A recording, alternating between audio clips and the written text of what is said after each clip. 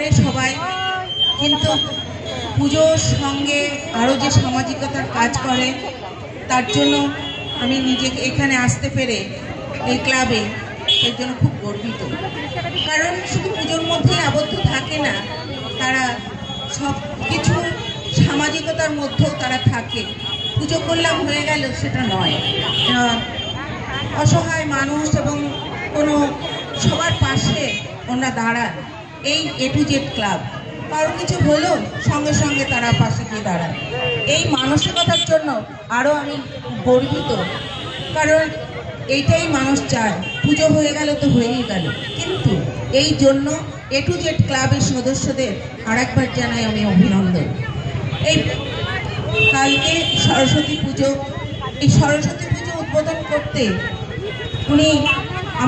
আমাকে বলা হয়েছে, উদ্বোধন হলো।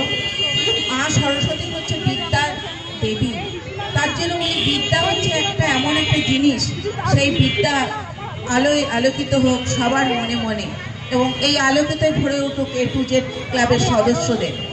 আর বলবো যে এই ক্লাবে দিন দিন যেন আরও শ্রীবৃদ্ধি ঘটুক, এই কামনা করে আমি আমার ছোট্ট বক্তব্য শেষ করছি। নমস্কার।